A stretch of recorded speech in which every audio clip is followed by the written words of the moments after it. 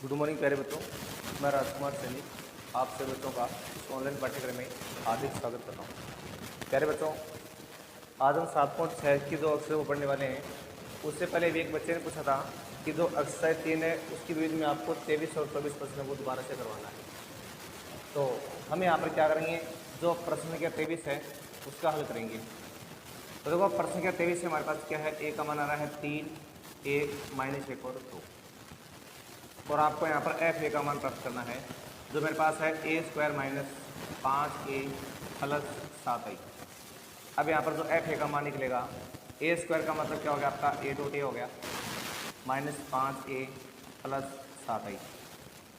अब यहाँ पर जो मैट्रिक्स ए है वो तो आ रही है मेरे पास 3, 1 माइनस 1 और 2, वापस आ रही है 3, 1 माइनस 1 और 2, माइनस 5 इंटू ए का मान है 3, 1 माइनस 1 और 2 प्लस 7 इंटू आई का मान है 1, 0 और 0, 1। ये तो आपने अभी इन सभी का मान लिख दिया है।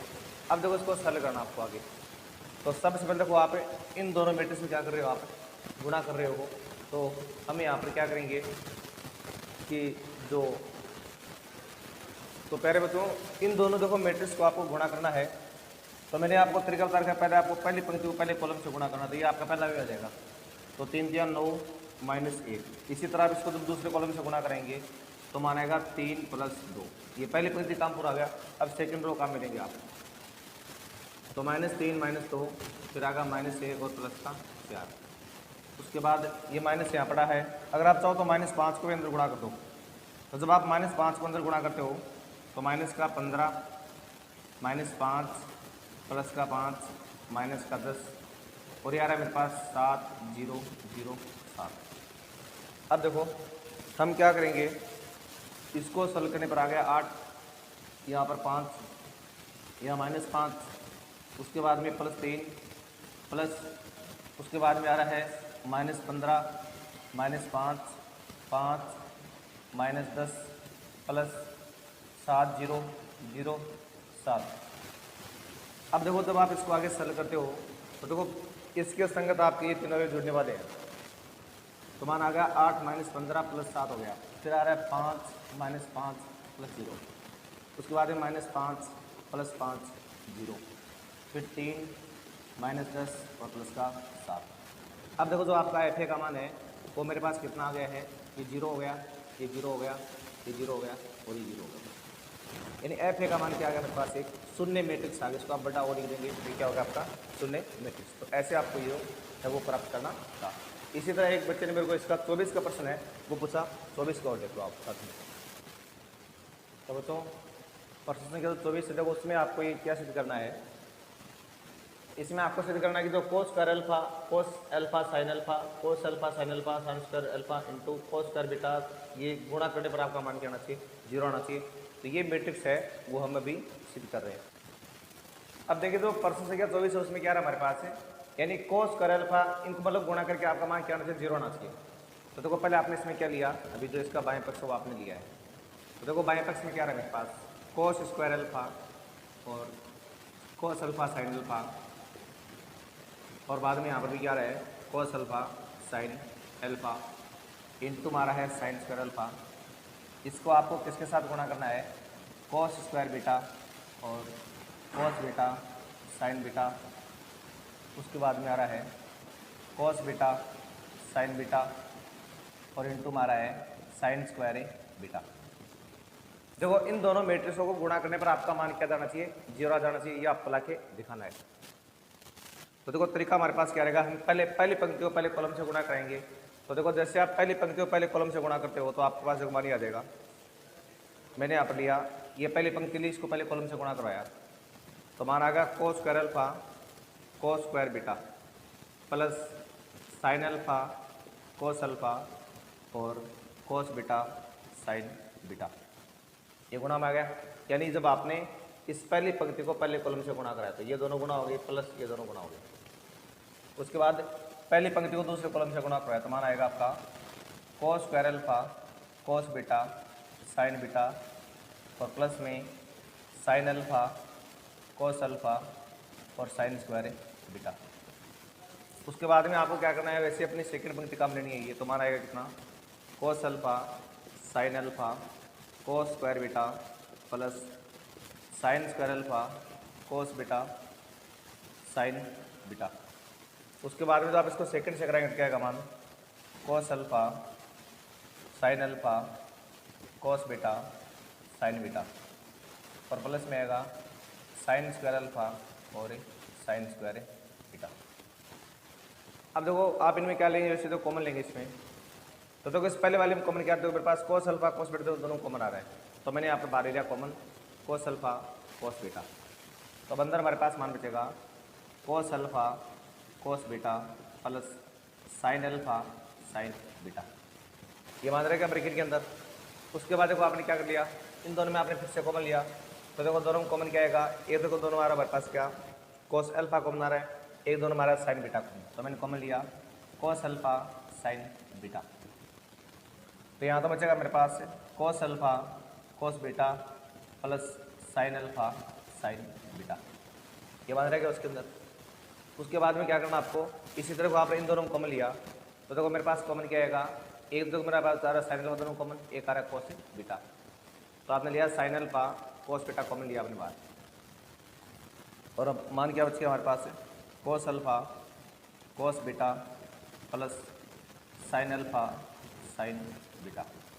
ऐसे आपको उन दोनों को कॉमन लेना है, तो देखो मेरे पास कॉमन आएगा साइन अल्फा साइन बीटा, दोबारा साइन अल्फा साइन बीटा, तो आपने कॉमन लिया साइन अल्फा साइन बीटा, का मान बचेगा कोस alpha cos beta plus sine alpha sine beta, और ये मैट्रिक्स आपके क्लोज। अब देखो यहाँ पर इस मैट्रिक्स में देखो मेरे पास ये कोस अल्फा कोस बीटा था, देखो सेम ये। अब देखो जो ब्रैकेट के अंदर माना रहा आपका, देखो कोस ए कोस बी प्लस साइन ए साइन बी का फॉर्मूला बढ़ रहा है, जो क्या होता है कोस ए माइनस बी होता है, तो आप इसको क्या लिख दोगे, कोस अल्फा माइनस बीटा कर दोगे आप। इसी तरह से मेरे पास क्या रहा है, ये कोस अल्फा साइन बीटा रहा है सेम यहाँ पर, और ये भी आपका किसका फॉर्मूला बन जाए कोस अल्फा माइनस बीटा का। तो अब अगले स्टेप में आपको तो देखो उसके बाद में यहाँ पर आ रहा है मेरे पास साइन अल्फा कोस बीटा, और ये फॉर्मूला किसका बन गया कोस अल्फा माइनस बीटा का फॉर्मूला बन गया। और उसके बाद देखो यहाँ पर मेरे पास आ रहा है साइन अल्फा साइन बीटा, और फॉर्मूला किसका आ गया कोस अल्फा माइनस बीटा का। अब देखो नेक्स्ट स्टेप में क्या करना हमें, अब देखिए यहाँ पर कोस अल्फा माइनस बीटा है ना, देखो आपको ये शर्त दे रखी है यहाँ पर, इस शर्त के अनुसार क्या हो जाएगा, आपको अल्फा माइनस बीटा का यहाँ पर मान रखना है। तो मेरे पास आ गया कोस अल्फा कोस बीटा, और यहाँ पर कोस भाई अल्फा माइनस बीटा का मान मेरे पास आ गया कितना 2m माइनस 1 5/2, और यहाँ पर भी आप लिख दो कोस अल्फा साइन बीटा और कोस 2m माइनस 1 5/2।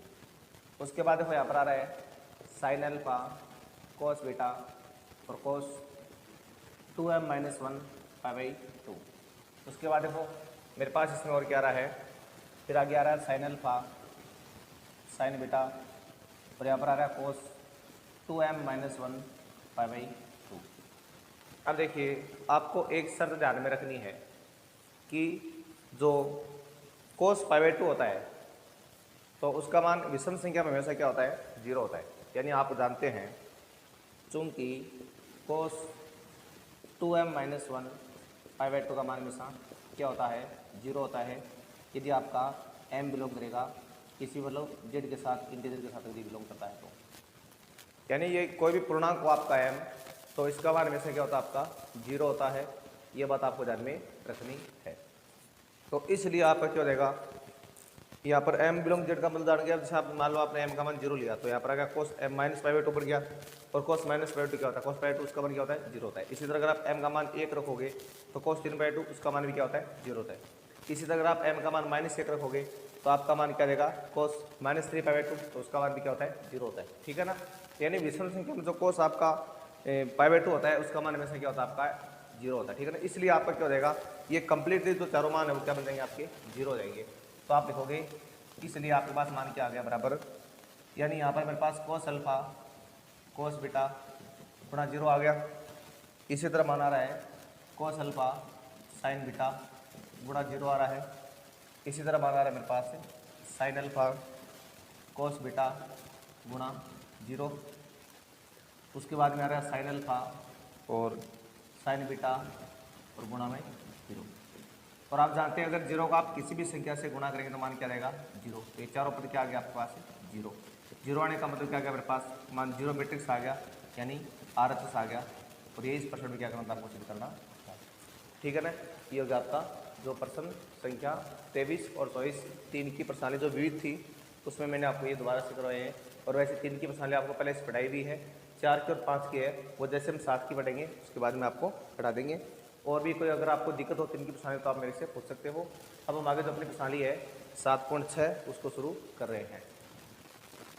अब देखो जो आगे पढ़ रहे हैं 7.6 में रोले प्रमेय और मध्यमान प्रमेय के बारे में पढ़ रहे हैं। तो देखो रोले प्रमेय के लिए मैंने बता रखा आपको, जिससे कोई फलन आपका जो इफेक्ट होता है वो जो आपका संवृतता लेपी होता है उसमें क्या होना चाहिए, संतत होना चाहिए। और दूसरा जो आपका एफेक्ट्स है वो ए और बी के बीच में क्या होना चाहिए, अवकलनीय होना चाहिए। अभी जो संतत्य और अवकलता है उसके बारे में डिटेल से हम जो 6 के साथ पढ़ेंगे इसके बारे में आपको डिटेल से पढ़ाया जाएगा। फिलहाल आपको जा रखना है कि संतत और अवकलनीय क्या होता है, कैसे होता है, ठीक है ना। और तीसरी बात, अगर आपके पास अगर एफ ए बराबर एफ दी आ जाए तो मतलब वहाँ पर एक बिंदु एफ डैश सी ऐसा आएगा कि अगर आप उसके बराबर 0 मानते हैं तो सी जो आएगा वो आपका ए और बी के बीच में क्या करेगा, बिलोंग करेगा। तो ये तो इसका हो गया जो थ्योरेटिकल कॉन्सेप्ट है वो हो गया रोले प्रमेय के लिए। अब इसका जैम देखो, जैसे मान लो मेरे पास एक करा रहा है इस तरह से, ये वो करें, ये मान लो वो इस तरह से गति कर रहा है और ये यहाँ पर मेरे पास क्या बिंदु ए है, इस पर तो टर्न का मान मेरे पास क्या आ रहा है, एफ आ रहा है। यहाँ पर मेरे पास क्या बिंदु बी है और इसका मान आ रहा है एफ बी। एक स्थिति ऐसी आ रही है हमारे पास जहाँ पर इन दोनों का मान बिल्कुल क्या बराबर है, जितना एफ आ रहा है उतना मेरे पास क्या है, एफ बी आ रहा है। अब इस बात का मतलब ये हुआ कि इस वक्र के बीच में कम से कम एक बिंदु ऐसा होगा जहाँ पर उसकी प्रवणता क्या आएगी, बिल्कुल 0 आएगी। मैंने आपको बताया था कि जो एफ डैश सी होता है या एफ डैश एक्स होता है, एफ डैश एक्स या dy अपॉन डी एक्स बराबर या Y two minus Y one बटा X two minus X one या टेन थीटा, इन सभी का मतलब क्या होता है, प्रवणता से होता है। ये सारे किसको प्रदर्शित करते हैं, प्रवणता को। यानी ये भी एक तरह से अवकलन है एफ डैश एक्स। जो अवकलन होता है ना dy अपॉन डी एक्स, तो जब उसको आप 3 तरह से व्यक्त कर सकते हो, इसको आप वाई डैश मान सकते हो, इसको आप एफ डैश एक्स मान सकते हो। ये तीनों किसको दर्शाते हैं, एक बार अवकलन को दर्शाते हैं। इसी तरह तो मेरे पास होता है 2 बार अवकलन, उसको आप ऐसे दर्शा सकते हैं वाई डबल डैश या एफ डबल डैश एक्स। ये तीनों किसको दर्शाते हैं, 2 बार अवकलन को दर्शाते हैं। तो अवकलन को आप 2 बार को ऐसे भी लिख सकते हो, आप एक बार को आप ऐसे लिख सकते हो। अब जो प्रवणता होती है, प्रवणता का संकेत एफ डैश एक्स होता है। पर यहाँ पर आप एक्स की जगह वो बिंदु ले लेंगे जो कि आपका सी बिंदु या कोई भी है। यानी अगर आपको सी बिंदु पर निकालनी है तो सी बिंदु लेंगे आप, तो एफ डैश सी है वो भी क्या आपकी प्रवणता है सी बिंदु पर। और अगर आप इसको एक्स मानते हैं तो ये क्या है, एक्स बिंदु पर आपकी प्रवणता। और डी अपॉन डेक्स भी क्या है, एक्स वाई बिंदु पर क्या है, प्रवणता है। और ये वाई टू माइनस वन बटा ये भी क्या है, प्रवणता है। और टेन थीटा क्या होता है, ये प्रवणता है कि कोई भी रेखा का अक्ष धनात्मक अक्ष के साथ जो कोण बनाया जाता है उसका जो टेंजेंट का मान है वो क्या दर्शाता है, प्रवणता को दर्शाता है। तो इसी हिसाब से मतलब ये रोले पर में क्या करती है कि अगर आपके पास मान लो कोई फलन एफ एक्स इस तरह से परिभाषित हो, ये मेरे पास क्या एफ एक्स है ये, और ये आपका क्या है, एक तो बिंदु मेरे पास यहाँ पर ए है, ये रहा ए के बी है, इनके बीच में बिल्कुल क्या हो, ये परिभाषित हो, ठीक है। तो इसमें क्या होगा कि अगर आपके पास एफ ए बराबर एफ बी आ जाए तो मतलब ऐसी कंडीशन हो जाए जहाँ पर इन दोनों का मान बराबर हो, तो बिल्कुल उसके बीच में एक बिंदु ऐसा आएगा जहाँ पर इसकी जो स्पर्शिका होगी उसकी प्रवणता क्या आएगी, 0 आएगी। जैसे मान लो कोई भी आपका किसी भी तरह से ग्राफ हो, जैसे मान लो ये आपका ऊपर जाएगा ग्राफ, मतलब कैसे ग्राफ जैसे। अब देखो आपका ये दोनों बिंदु मान लो मेरे पास ऐसे आ रही है, इन दोनों पर फलन का मान क्या बिल्कुल समान है, ये भी समान है, ये भी समान है। तो देखो बीच में एक बिंदु ऐसा आएगा जहाँ पर प्रवणता क्या आएगी, बिल्कुल इसकी 0 आएगी। याद रखो उसकी समांतर बिल्कुल। ऐसे अगर आप इनको तो मान लो ये बिंदु मेरे पास ये है, तो दोनों मान लो ये समान है, तो देखो बीच में बिंदु आ रहा है, यहाँ पर इसकी प्रवणता क्या आएगी, 0 आएगी, ठीक है। तो रोले प्रमेय का यही कथन है कि कोई फलन आपका अगर अंतराल ए और बी में क्या हो, संतत हो, और एफ एक्स क्या हो, ए और बी में क्या हो, अवकलनीय हो, और एफ ए बराबर एफ बी हो, तो एफ डैश सी बराबर 0 का मतलब बिंदु सी पर प्रवणता क्या है, 0। और वो सी क्या आएगा, सी दोनों के बीच में आएगा, किसके, ए और बी के बीच में, यानी इनके बीच में मिलेगा आपको यहाँ पर, यानी के बीच में आपको यहाँ पर, ठीक है ना। तो कम से कम एक बिंदु आपको अवश्य मिलेगा जहाँ पर प्रवणता का मान क्या आएगा, 0 आएगा। ये थी हमारी रोले प्रमेय। और देखो लाग्रांज प्रमेय में क्या करना आपको, माध्यमान प्रमेय में, इसमें जैसे मान लो आपके पास कोई करा रहा है इस तरह, ये मान लो वो करा है। सबसे पहले तो आप देखो इसका तो थ्योरेटिकल रूप हो, देखिए आप थ्योरेटिकल अगर हम रूप की बात करें तो देखो इसमें भी ये दो शर्त लागू होगी पहले। तीसरी शर्त में क्या होगा कि जो एफ डैश सी आपका है वो आएगा F B minus F A बटा बी माइनस ए। इस बात का मतलब ये हुआ कि आपके पास कोई भी वक्र है जो क्या है बिंदु ए और बी में संतत है, ये मान लो वक्र हो गया मेरे पास, ठीक है। दूसरी बात ये ए और बी में क्या है अवकलन ये है। तीसरी बात अब इसके बीच में आपको एक यहाँ पर कोई बिंदु मानना है और उस बिंदु पर अगर आपको कोई स्पर्श रेखा खींचनी है, कि मान लो स्पर्श रेखा है, अब इसकी जो प्रवणता आएगी ना वो बिल्कुल क्या आएगी, इनके दोनों सिरे ना जहाँ पर यहाँ पर बिंदु लिए नहीं है, इन दोनों सिरों को मिलाने वाली जो रेखा होगी बिल्कुल इसकी क्या आएगी समांतर आएगी। इसकी क्या आएगी समांतर। समांतर आने का मतलब अगर ये मेरी प्रवणता एफ डैश सी है और मेरे को अगर इन दोनों बिंदुओं से निकालने किससे, ए और एफ ए से या बी और एफ बी से, तो आपका फॉर्मूला होता है y2 माइनस y1 बटा x2 माइनस x1। तो ये मेरे पास क्या हो गया x1 y1, ये हो गया x2 y2। तो मान तो ये बनेगा ना आपका F B minus F A बटा बी माइनस ए, और ये प्रवणता किसके बराबर आएगी, जो यहाँ पर आपका बिंदु सी है ना, इस सी बिंदु की जो प्रवणता है उसके बराबर। और मैंने बोला प्रवणता कैसे निकलती है, एक बार अवकलन करके बिंदु का आधा करना, तो ये दोनों मान क्या आएंगे आपके बिल्कुल समान आएंगे। तो ये आपका होता है माध्यमान प्रमेय का स्टेटमेंट होता है, तो इस तरह से इसका ज्यामितीय रूप को दर्शाता है। तो ये इसका थ्योरेटिकल रूप हो गया, ये इसका हो गया ज्यामितीय रूप। अब जो संतत होता है, संतत के बारे में आपको मतलब नॉर्मल सी बात रखनी है कि संतत कैसे किसको, जैसे मान लो मेरे पास एक फलन आ रहा है एफ बराबर मान लो x आ रहा है या मान लो कुछ भी आ रही है, और इसका मान लो कि एक और मैं मान लो कुछ मान लो एक और दो है, इनके बीच में मानना मेरे को ये संतत है या नहीं। तो इसका मतलब ये होगा कि जब आप इसका ग्राफ खींचते हो वैसे, मैंने x बराबर 1 पर ग्राफ लिया तो मान लो मेरे पास क्या आ गया, एक आ गया, यहाँ पर बिंदु आ गया। अब अगर मैं थोड़ा सा इधर आऊँगा, मतलब मैंने 0.9 लिया तो मान लो मेरे पास इधर थोड़ा इधर आ जाएगा, तो मान लो 1.1 लूँगा तो यहाँ देगा। अब जो ग्राफ बनेगा मेरा ये बिल्कुल टूटेगा नहीं। संतत का मतलब होता है सतत, लगातार चलने वाला, लगातार। अगर उस बिंदु के दोनों तरफ जिस बिंदु पर आपने बिंदु लिया है इसके ग्राफ इधर जाओगे इधर जाओगे, अगर आपका ग्राफ नहीं टूटता है, ग्राफ लगातार चलता रहता है, इसका मतलब फलन क्या आपका संतत है। डिटेल से जानकारी आपको जब पढ़ाएंगे साइकिल तो उसके बारे में आपको कराएंगे। फिलहाल आपको ध्यान रखना है कि वास्तव में जो फलन आपके क्या होना चाहिए, परिभाषित होना चाहिए। परिभाषित का मतलब आपके पास फलन में ऐसी कोई कंडीशन नहीं बनी चाहिए जहाँ पर आपका मान क्या हो अनंत आ जाए या अपरिभाषित मान। जैसे मान लो मेरे पास एफ एक्स बराबर 1/x है, ये मान लो मेरे पास फलन है, और अगर मैं बात करूँ कि क्या ये x बराबर 0 पर संतत है क्या, तो संतत नहीं है, क्योंकि जैसे आप x बराबर 0 रखते हैं तो आपका मान क्या आएगा अनंत, ये आपका क्या संतत नहीं है। तो मैनली आपको देखना है जो फलन आपका है वो उस बिंदु पर क्या होना चाहिए, बिल्कुल परिभाषित होना चाहिए, यानी उसका मान बिल्कुल एक निश्चित मान आना चाहिए, अपरिभाषित मान उसका नहीं आना चाहिए, तो उसको हम क्या मान लेते हैं, संतत मान लेते हैं। तो इसमें आप ये देखो साइन और जो कोस होते हैं, साइन एक्स और कोस, ये मतलब कुछ बातें हैं जो आप ध्यान रख लेंगे, हालांकि इनके बारे में डिटेल से आपको जब पढ़ाएंगे तो बताएंगे। फिलहाल आपको ध्यान रखना है, और क्या ध्यान रखना है फिलहाल देखो आप इसमें ये ध्यान रखते हैं, आपको जो खाने नंबर 6 है उसमें आपको कहीं देखो ये जो शुरुआत में पेज नंबर 122 है उसमें देखो आपको लिखा मिल जाएगा कि सतत फलन आपके कौन कौन से होते हैं। जैसे तत्समक फलन आपका एफ एक्स बराबर एक्स है, असर फलन है एफ एक्स बराबर सी है, बहुपद फलन है, त्रिकोणमित के फलन हो गया साइन और कोसक हो गए, चरघातांकी फलन हो गया, एक घातक वाला लघुगणित के फलन हो गया, और मोड वाले फलन हो गया आपके, ये सारे के सारे कहेंगे आपके संतत फलन आएंगे, ठीक है ना। और असंतत फलन कौन कौन से होते हैं, जैसे आपका महत्तम पूर्णांक फलन है, या x माइनस एक्स का महत्तम पूर्णांक है, 10x है, sec है, ये π/2 3/2 क्या है असंतत है। इसी तरह आपका sin 1/x है, ये सारे क्या आपके असंतत फलन है। तो मतलब नॉर्मल आपको कि एक तो जो आपके हो गए ये बीजगणित के फलन हो गए सारे आपके, और इस तरह का अगर फलन आता है तो वो क्या होता है आपका 0% तो नहीं होता, बाकी सब पर क्या होता है ये संतत होता है, ठीक है ना। इसी तरह मान लो जो हमारे पास 10x आ रहा है, जो 10x होता है वो आपको पता है कि x बराबर आप π/2 लेते हैं प्लस माइनस π/2, या मान लो प्लस माइनस 3/2 लेते हैं, तो उन सभी बिंदुओं पर क्या आएगा, ये आपका मान अनंत आएगा ना। तो अनंत आने का मतलब क्या जाएगा, ये आपका असंतत फलन है वो हो जाएगा। तो आपको देखना है कि ऐसे कौन कौन से फलन जिनका मान आपका अनंत आ रहा है तो वो क्या हो जाएगा आपके असंतत। इसी तरह मेरे पास मान लो मापांक अक्ष है या मापांक अक्ष प्लस है 1 है, ये सारे के सारे क्या होते हैं आपके संतत फलन होते हैं। और होते कौन से नहीं है, एक तो आपका जो है महत्तम पूर्णांक फलन है, ये आपका संतत नहीं होता, ठीक है ना।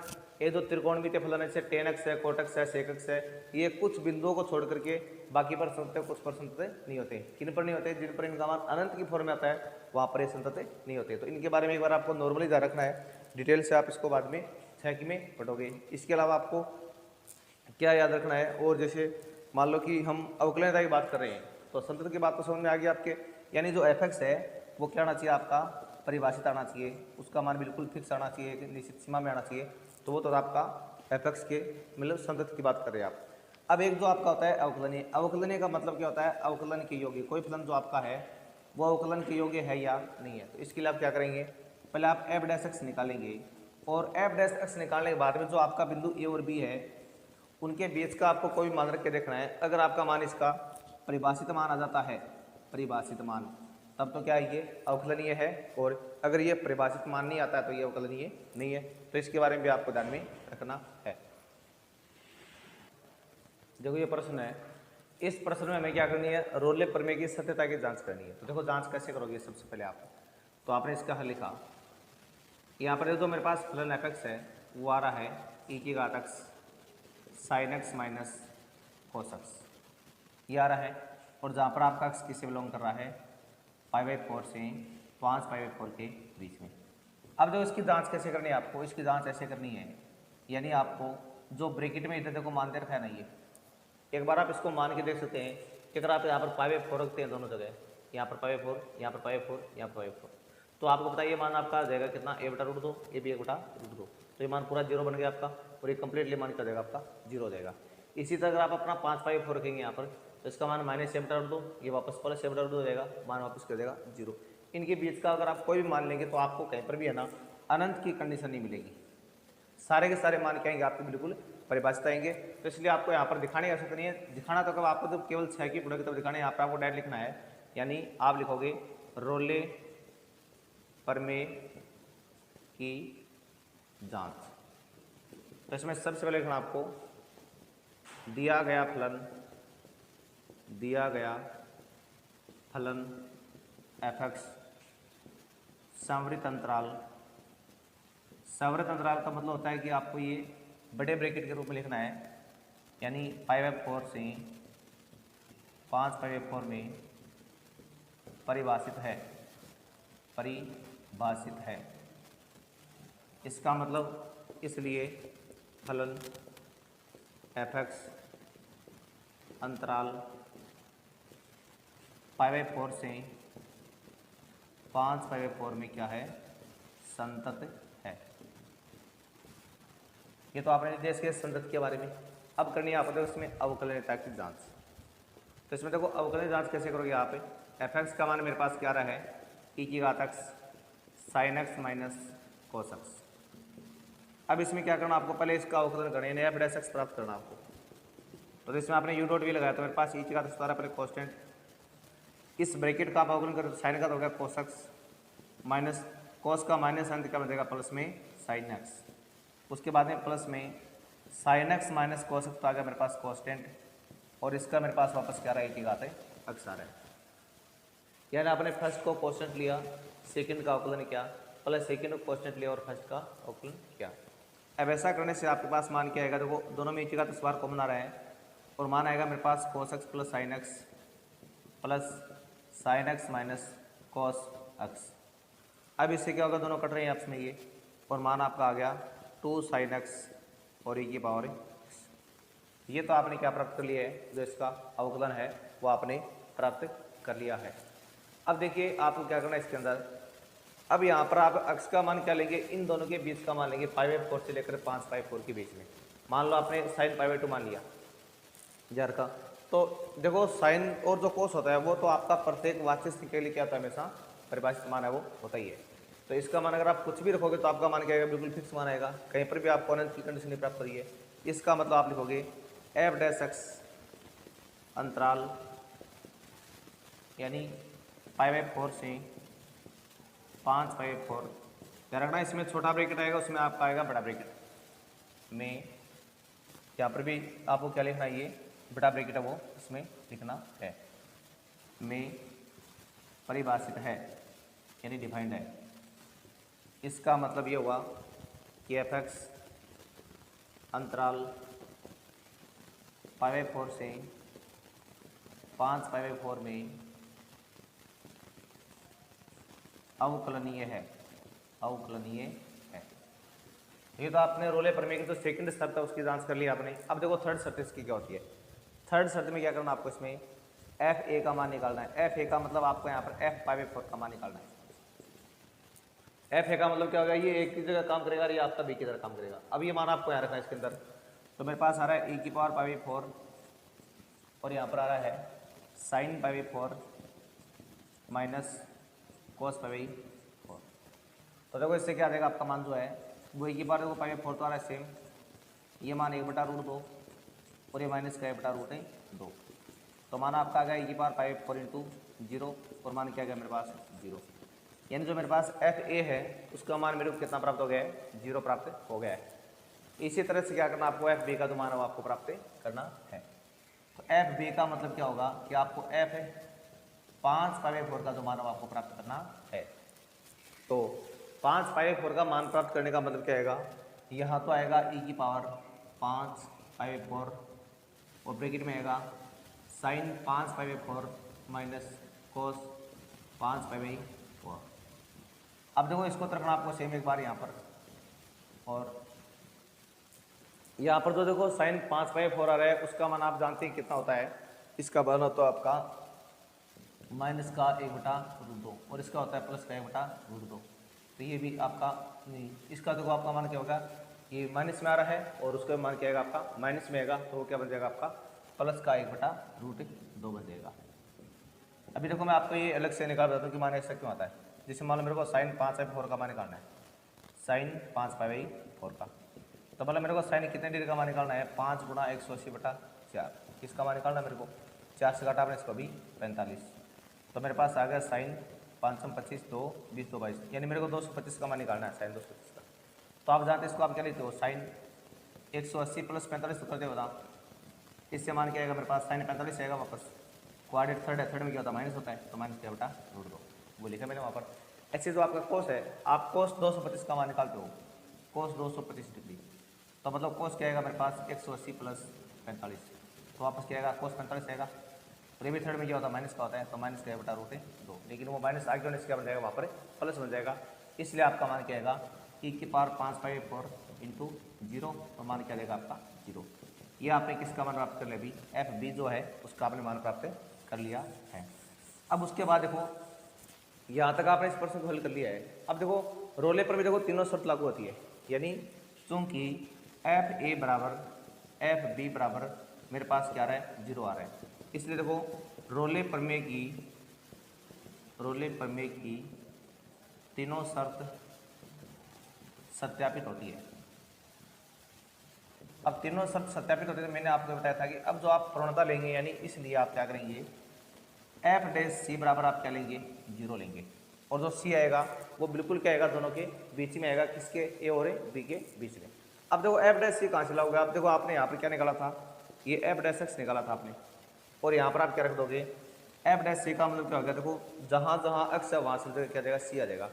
तो मान मेरे पास आ गया 2 साइन सी, एक तो मेरे पास ये आ रहा है मान, और देखो दूसरा मान मेरे पास क्या आ रहा है e की पावर सी बराबर 0 ये आ रहा है। अब इससे करना क्या, आपको जो c है उसका आपको मान है वो प्राप्त करना है। तो c का मान आप कैसे प्राप्त करोगे, तो c का मान प्राप्त करने के लिए आपको ऐसा करना पड़ेगा कि एक तो आपने दे दिया 2 साइन सी बराबर 0, एक बार लिखा आपने e का c बराबर 0, इससे तो आपके पास c का मान क्या आएगा, देखो c का जो मान आपका है, तो देखो e की पावर जो c बराबर 0 होती है, तो आप जानते हैं कि e की घात जो 0 होती है उसका खुद का मान एक होता है। तो यहाँ पर c का मान ऐसा कुछ होगा नहीं जिससे कि आपका मान क्या आ जाएगा 0 आ जाएगा, तो इसको तो आप क्या कर देंगे अमान्य मान कर देंगे, अमान्य। तो इसलिए आपके पास क्या देगा, जो साइन c बराबर है वो क्या रहा है मेरे पास 0 आ रहा है। अब देखो साइन c बराबर 0 आने का मतलब ये हुआ कि साइन में किस किस का मान 0 आता है, तो आप जानते हैं साइन 0 का मान 0 आता है, तो एक पाई का मान 0 आता है, तो यहाँ 0 वाला मान तो लागू होगा नहीं आपका, क्योंकि 0 इनके बीच में नहीं आ रहा है, तो आप क्या लिखोगे, इसलिए आपने माना कि जो साइन पाई है बराबर क्या आ रहा है 0 आ रहा है, और यानी जो मेरे पास सी का मान क्या देगा यहाँ पर पाई आएगा, जो किसके बीच में आ रहा है वो बिलोंग कर रहा है आपका π/4 से लेकर के 5π/4 के बीच में, यानी जो आपका यहाँ पर पाई आया है मान वो पाई किसके बीच में आ रहा है π/4 से 5π/4 के बीच में बिलोंग कर रहा है। तो इसका मतलब अतः रोले प्रमेय सत्यापित होती है। तो इस तरह से आपको जो रोले प्रमेय है उसका सत्यापन आपको करना है। तो मैं उम्मीद करता हूँ ये बात आपके समझ में आई होगी। और अभी जो आपको एक प्रश्न देखो मैं इसमें और करवा दूँ ताकि अभी आपको ये बात है वो पूरी क्लियर हो जाए। देखो जो इसका बी पार्ट वो देखिए, देखो मेरे पास एफ एक्स क्या रहा है, एक्स माइनस ए की होल पावर एम और एक्स माइनस बी की होल पावर एन आ रहा है। एक्स बिलोंग कर आपका ए और बी के बीच में और एम एन दोनों के आपके नेचुरल नंबर से बिलोंग करें, तो इसकी आपको क्या करनी है, रोले प्रमेय की आपको जांच करनी है। तो आप लिखोगे यहाँ पर रोले प्रमेय की जांच। तो इसका मैंने आपको तरीका बता रखा है पहले इसका। सबसे पहले आप देखिए एफ एक्स का मान आ रहा है मेरे पास एक्स माइनस ए की होल पावर एम और जो x माइनस बी की होल पावर n और जहाँ पर x बिलोंग करेगा a और b के बीच की संख्या कोई भी और mn बिलोंग करेगा कोई भी नेचुरल नंबर। अब देखिए अगर आप x का मान यहाँ पर a रखते हो तो मान आपका 0 बन रहा है और mn के मान आपको क्या लेनी है, एक मतलब नेचुरल नंबर लेना है। अगर मान लो मैं यहाँ पर देखो एक बार a रहता हूँ, देखो a माइनस ए की होल पावर m और a माइनस बी की होल पावर n, तो देखो मान आपका 0 की पावर m बन रहा है ना, और ये मान आपका मतलब कोई भी एनी वन संख्या रहेगी आपकी, ठीक कुछ भी मान लो कुछ भी हो सकती है संख्या आपकी। अब देखो 0 की पावर एम है, एम का मान आप देखो 0 लेने से आप क्या ले रहे हो, आप एक नेचुरल नंबर ले रहे हो। और आप जानते हैं जो 0 की पावर होती है, चाहे आप 1 लो 2 लो, सबका मान क्या आता है, 0 आता है। किसको छोड़ के, केवल 0 की पावर 0 को छोड़कर, ये आपका मान अभी तक क्या है, परिभाषित नहीं है। तो देखो 0 तो आप यहाँ पर वैसे भी नहीं ले सकते, आप नेचुरल नंबर ले रहे हो ना, इसका मतलब ये जो आपका मान है, चाहे आप ए रख के देख लो यहाँ पर, अगर आप बी रखोगे तो भी आपका मान क्या देगा, 0 आ जाएगा। अगर आप ए और बी के बीच की कोई संख्या भी लोगे तो भी आपका मान क्या आएगा, बिल्कुल एक परिभाषित जो मान आपको है वो यहाँ पर प्राप्त होने वाला है। तो इसका मतलब आपको बाकी जांच करने की आवश्यकता नहीं है, तो आपको सीधा क्या लिखना है, दिया गया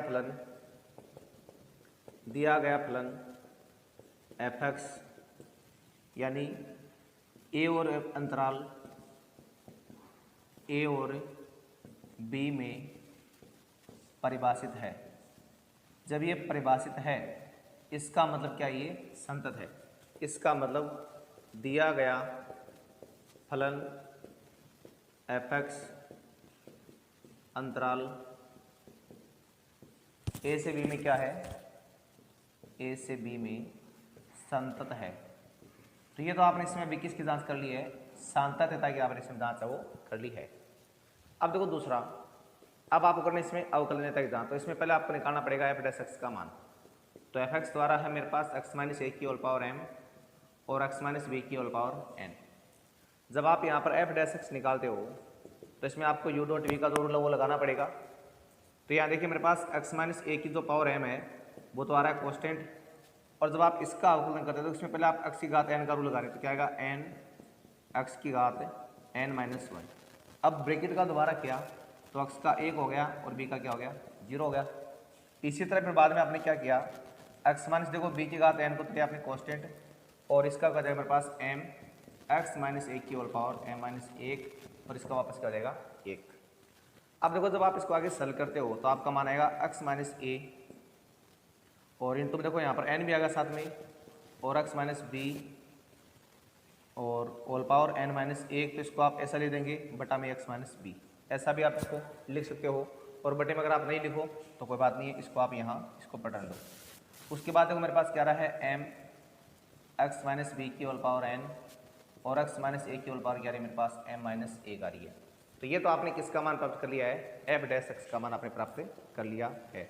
अगर आप इसको आगे थोड़ा और सरल करना चाहें तो देखो इसको आप सरल कैसे कर सकते हो, ये यहाँ पर इसकी पावर क्या है एम है, ठीक है ना, ये एन इसके गुणा में, तो इस गुणा वालों का आप ऐसा करो, आप यहाँ आगे लिख दो एन एक्स माइनस ए की होल पावर क्या है यहाँ पर एम। तो अब देखो अगर आप चाहें ना तो देखो इसमें आप क्या करेंगे, एक्स माइनस देखो ए की पावर मेरे पास एक तो क्या आ रही है एम आ रही है, तो देखो दोनों के पास आ रही है एम पावर एक मेरे पास क्या है, देखो एक्स माइनस जो बी की होल पावर एन है वो दोनों में आ रही है, ये मैंने कॉमन लिया बाहर। तो यहाँ देखो मेरे पास एक तो बच रहा है एन और यहाँ पर बचेगा मेरे पास एक्स माइनस बी की whole power minus 1 plus M into X minus A की होल पावर क्या आ रही है माइनस में 1 आ रही है। तो ये तो आ रहा है एक्स माइनस ए की होल पावर एम और एक्स माइनस बी की होल पावर एन, यहाँ पर एन बटा X minus B plus M बटा एक्स माइनस ए, ये आपने प्राप्त कर लिया यहाँ तक। अब देखो यहाँ पर जो आपका मान आ रहा है इसका मतलब ये हुआ कि अब आप जो अपना मान निकालेंगे तो देखो आपको इस ए और बी के बीच का मान लेने से बाद अवकलन का मतलब क्या होता है, आपको केवल ए और बी के बीच का मान आपको लेना होता है। तो आप ए और बी के बीच में मान लो कि आपने ए प्लस बी बटा 2 लो, यानी आपको ए तो लेना नहीं और न आपको बी लेना है, क्योंकि अगर आप ए लोगे यहाँ पर तो ये मान देखो आपका क्या बनेगा, अनंत बन रहा है। बी लेने पर भी क्या बन रहा है, अनंत। और अवकलन में क्या होता है, ये आपका ब्रैकेट छोटा आता है और आपको केवल इनके बीच का मान वो लेना होता है। तो यहाँ पर आप ए और बी के बीच का कुछ भी मान रख लो और प्रत्येक मान के लिए फलन क्या आएगा, आपका परिभाषित मान आएगा। तो आपको क्या लिखना है, यानी एफ डैश एक्स अंतराल यानी ए और बी के बीच के में परिभाषित है, में परिभाषित है। जब इसमें परिभाषित है तो इसका मतलब ये हुआ, तो इसका मतलब इसमें क्या परिभाषित है, अतः जो फलन एफ एक्स अंतराल ए से बी में क्या है, अवकलनीय है। तो अभी तक आपने ये तो किसकी जांच कर ली है, सातत्यता और अवकलनीयता है उसकी आपने भी इसमें जांच कर ली है। अब आपको जांच इसमें किसकी करनी है, अब आपको इसमें करनी है इसका जो थर्ड पार्ट होता है, यानी आपको पहले निकालना है किसका मान, एफ ए का मान आपको पहले यहाँ पर प्राप्त करना है। तो एफ ए का मतलब यहाँ पे सवाल ए दिया गया आपको, तो आप लिखोगे ए माइनस ए की होल पावर एम इंटू ए माइनस बी की होल पावर एन, और आपको क्या प्राप्त हो रहा है यहाँ पर 0 की पावर एन और ए माइनस बी की होल पावर क्या रही है मेरे पास, एन आ रही है। और आप जानते हैं कि 0 की पावर एम का मान क्या होता है, 0 होता है। यह माइनस पावर आ रही है मेरे पास एन, कब, जब आपका यहाँ पर एम एन किसी बिलोंग करा है नेचुरल नंबर के साथ। जब एम का मान एक नेचुरल नंबर होता है तो इसका मान क्या होता है, 0 होता है। इसका मतलब मेरे पास जो एफ है उसका मान मेरे क्या प्राप्त हो गया है, 0 प्राप्त हो गया है। तो ये तो आपने अभी किसका मान निकाल लिया है, एफ ए का मान। इसी तरह आपको क्या निकालना पड़ेगा, यहाँ पर भी एफ बी का मान आपको निकालना पड़ेगा। तो एफ बी का मान निकालते हो तो इसका मतलब ये हो गया कि आपको लिखना पड़ेगा, यानी ए माइनस जो आपका मान है बी माइनस ए की whole power M into B minus B की होल पावर एन। तो आपका मान आ रहा है बी माइनस ए की होल पावर एम और 0 की होल पावर एन। तो मेरे पास मान आ रहा है बी माइनस ए की होल पावर एम इंटू 0 आ रहा है, ये 0 एक शब्द पर आएगा जब आपका एन किससे बिलोंग कर रहा है, नेचुरल नंबर के साथ, जो आपको दे रखा प्रश्न में शुरुआत में। इसका मतलब ये मान भी मेरे पास क्या आ रहा है, बिल्कुल 0 आ रहा है। तो ये आपने क्या लिख दिया, चूँकि एफ ए बराबर मेरे पास क्या रहा है, एफ बी बराबर 0। इसका मतलब रोले प्रमेय की, रोले प्रमेय के तीनों प्रतिबंध संतुष्ट होते हैं।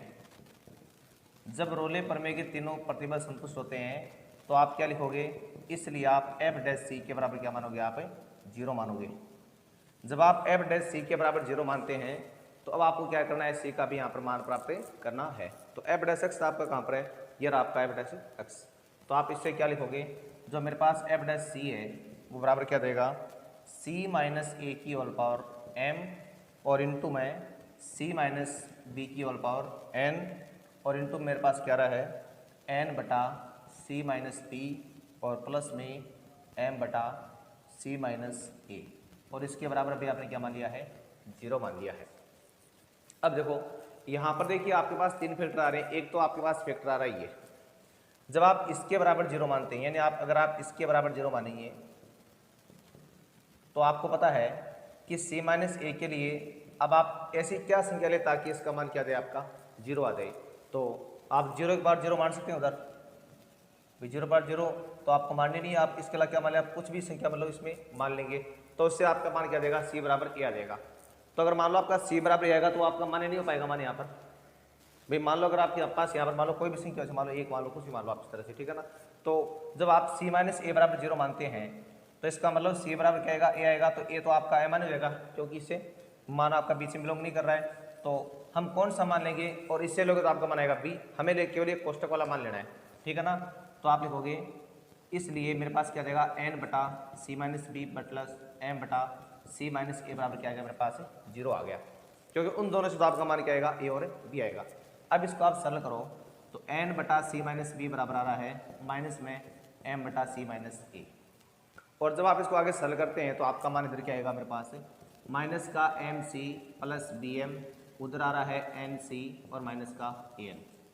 अब इसमें आपको सी का मान भी प्राप्त करना है, तो देखो सी का मान इधर लियो, ये आप इधर लियो, तो B M plus A N बराबर आ गया एन सी प्लस एम सी।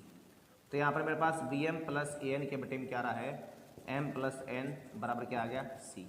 यानी सी का मान आ गया मेरे पास B M plus A N बटा एम प्लस एन।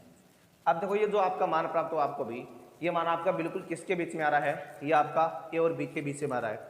अब देखो अभी आपको ये शायद समझ नहीं आ रहा होगा कि ए और बी के बीच में कैसे हो सकता है। तो देखो एक बार आप मैं जा लिख दूँ सीधा, ये मान आपका ए और बी के बीच में बिलोंग आ रहा है। इसका मतलब रोले प्रमेय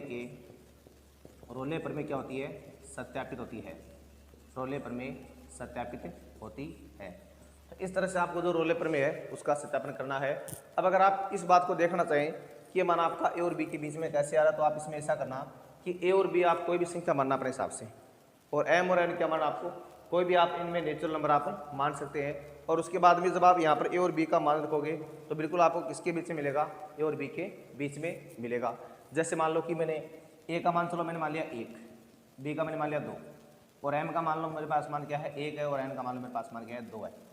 तो ए और बी दो संख्या होगी आपकी। अब जब इसको सॉल्व करोगे आप तो आपका मान क्या बनेगा, बी एम यानी 2 गुणा एम का मान 1 प्लस ए एन, ए का मतलब 1 गुणा एन का मान 2 बट एम क्या रहा है 1 प्लस 2। इसको सॉल्व करोगे आप तो 2 प्लस 2 बटा 3 यानी 4 बटा 3। तो जो आपका मान आएगा वो 1 पॉइंट कुछ आएगा ना, ये बिल्कुल किसके बीच में आ रहा है, 1 और 2 के बीच में आ रहा है। तो इसका मतलब क्या हो रहा है, इसका मतलब ये हो रहा है कि जो आपकी रोले प्रमेय है वो यहाँ पे क्या हो रही है, सत्यापित हो रही है।